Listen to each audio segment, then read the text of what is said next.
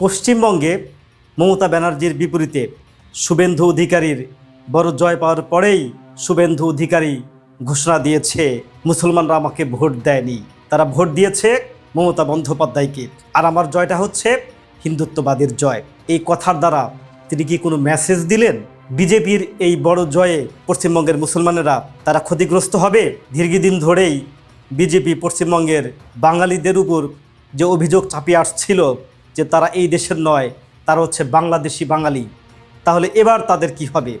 আজকের আলোচনা থেকে সে বিষয়টি আপনাদের সামনে পরিষ্কার করব।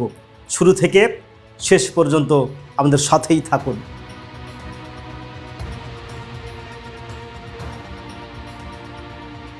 ভারতের লোকসভা নির্বাচন বর্তমানে এশিয়ার মধ্যে সবচাইতে টক অফ দ্য টপিকস। সকলের দৃষ্টি ভারতের দিকে। 2 দিন আগে ভারতের লোকসভা নির্বাচন হয়ে গেল। নির্বাচনের আগে থেকেই আলোচনা চলছিল কারা ক্ষমতায় যাচ্ছে। বিশেষ করে বাংলাদেশিদের আলোচনা ছিল পশ্চিমবঙ্গকে কেন্দ্র করে, কেননা বাংলাদেশের সীমানা পশ্চিমবঙ্গের সাথেই সবচেয়ে বেশি এবং বাংলাদেশের রাজনীতিও অনেকটা জড়িত পশ্চিমবঙ্গের রাজনীতির সাথে। কাজে এখানে কে মুখ্যমন্ত্রী হবে তার উপর অনেকটাই নির্ভর করে বাংলাদেশের রাজনৈতিক পরবর্তী স্টেপ কি হতে পারে। বাংলাদেশিরা শুরু থেকেই মমতা বন্দ্যোপাধ্যায়ের প্রতি অনেকটা দুর্বল ছিল। তাদের ধারণা শুভেন্দু অধিকারী যেভাবে শুরু থেকেই বাংলাদেশিদের উপর এবং মুসলিমদের উপর যে তাদের কট্টর অবস্থান, সে যদি জয়ী হতে পারে তাহলে এদের অবস্থা কি হতে পারে। নির্বাচনের ঠিক পরেই যখন ফলাফল বিজেপির ঘরে গেল, তারপর থেকেই তাণ্ডব চালাচ্ছে বিজেপির সন্ত্রাসীগুলো। তাদের সর্বোচ্চ নেতা জয় পাওয়ার পরেই ঘোষণা দিয়েছে আমার জয়টা হচ্ছে হিন্দুত্ববাদের জয়, মুসলমানেরা আমাদেরকে কোনো ভোট দেয়নি। মূলত দেখাও গেছে তাই। ৭০ নং ওয়ার্ডের মুসলিম সংখ্যাগরিষ্ঠ অঞ্চলে অধিকাংশই ভোট পেয়েছে মমতা বন্দ্যোপাধ্যায়। সেখানে বিজেপির প্রার্থী খুব একটা আগাতে পারেনি। তাছাড়া যেখানে মুসলিম অধ্যুষিত এলাকা সেখানেই মমতা বন্দ্যোপাধ্যায় অনেকটা ভোট পেয়েছে। কাজেই এখান থেকে বিজেপি নেতা শুভেন্দু অধিকারী তিনি ধরেই নিয়েছেন যে মুসলিমরা তাকে কোনো ভোট দেয়নি। আর শুরু থেকে মুসলিমদের প্রতি তার একটা বিদ্বেষমূলক আচরণ ছিল, সে কারণেই মুসলমানরা তাকে ভোট দেয়নি, এটা স্পষ্ট। আর পশ্চিমবঙ্গে যখন বিজেপি সর্বোচ্চ আসন পেল, ঠিক তখনই বিজেপির নেতাকর্মীরা তারা মুসলমানদের ঘরবাড়ি জ্বালিয়ে দিচ্ছে, তারা তৃণমূল কংগ্রেসের নেতাকর্মীদের দোকানপাট অফিস পুড়িয়ে দিচ্ছে, এমনকি খোদ এমপি প্রার্থীর উপরেও তারা হামলা চালাচ্ছে বলে অনেক অভিযোগ পাওয়া যাচ্ছে। এই বিষয়টি আসলে কি বার্তা দেয়? এই বিষয়টি বিজেপি যে তারা পুরনো ধারণাতেই চলছে, তাদের উগ্রমূলক আচরণ, মুসলিম বিদ্বেষী মনোভাব এবং বাঙালিদের প্রতি তাদের যে মনোভাব, সেই মনোভাবটা তারা অক্ষুণ্ণ রেখেছে। শুরু থেকেই তৃণমূল কংগ্রেস তারা দাবি করে আসছিল এবার ভোটার তালিকা থেকে 92 লক্ষ ভোটারকে বাদ দেওয়া হয়েছে, যার মধ্যে 30 লক্ষ হচ্ছে মুসলিম।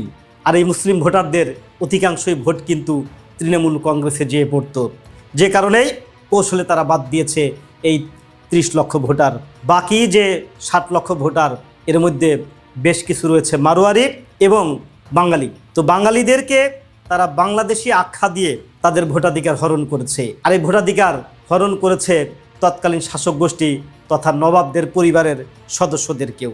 উদ্দেশ্য হচ্ছে মুসলমানদের ভোটাধিকার হরণ করা, কেননা এই মুসলমানদের ম্যাক্সিমাম ভোট চলে যাবে সেই কংগ্রেসের ভোট বাক্সে। বিজেপি চায় অখণ্ড ভারত প্রতিষ্ঠা করতে। তারা যে হিন্দু রাষ্ট্র প্রতিষ্ঠার খসড়া প্রণয়ন করেছিল, সেখানে হিন্দু খ্রিস্টানদের ভোট না রাখার প্রস্তাব গ্রহণ করে এবং পরবর্তীতে সেটিই করা হয়। বিজেপি তারা এখনও ক্ষমতায় যায়নি, সর্বোচ্চ আসন পেয়েই তারা সারা দেশে বিভিন্ন ধরনের অরাজকতা করবার চেষ্টা করছে। তারা বারাসাতের মসজিদ বাড়ি রোড এই নামটাও বদল করে নেতাজি পল্লী রোড নামকরণ করেছে, যেটি দীর্ঘদিন ধরে বারাসাতের মসজিদ রোড নামে পরিচিত ছিল।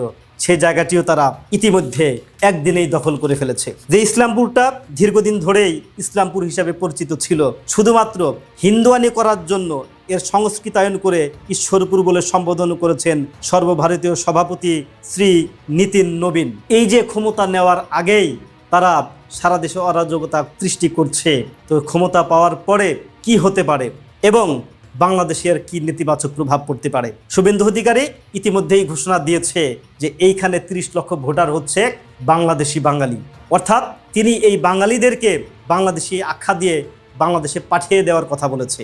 এর ফলে আমাদের সীমান্তে চরম উত্তেজনা প্রবেশ করবে। 30 লক্ষ মানুষকে যদি বাড়িঘর ছাড়া করা হয় তাহলে কীরকম অরাজক অবস্থার সৃষ্টি হতে পারে আপনারাই ধারণা করে নেন। তাছাড়া যে সমস্ত মুসলমানদেরকে ভোটাধিকার হরণ করা হয়েছে তাদের ক্ষেত্রেও বলা হয়েছে তারা এই দেশের লোক নয়। এরকম যদি একটা অবস্থা থাকে ঠিক আমাদের সীমান্তে, বাংলাদেশের জন্য এটা একটা অস্থির খবর হতে যাচ্ছে। আমাদের সীমান্তে যথেষ্ট পরিমাণে পাহারা বাড়াতে হবে, যথেষ্ট পরিমাণে সেনা মোতায়েন করা হবে, যাতে করে বহিরাগত কাউকে পুশিন করতে না পারে। বাংলাদেশের বর্তমান সরকার বিশাল একটি চ্যালেঞ্জের সম্মুখীন হচ্ছে। একদিকে ভারতের সাথে কূটনৈতিক সম্পর্ক তাকে রক্ষা করতে হবে, দ্বিতীয় হচ্ছে নিজের সীমানাকেও বাঁচাতে হবে, তৃতীয় হচ্ছে কেউ যদি পুশিন হওয়ার চেষ্টা করে তাহলে সেই চাপটাকেও রুখতে হবে। সব মিলিয়ে বর্তমান সরকারকে একটি কঠিন অবস্থার মধ্যে দিয়ে যেতে হবে। বাংলাদেশকে খুব ভেবেচিন্তেই সিদ্ধান্ত নিতে হবে।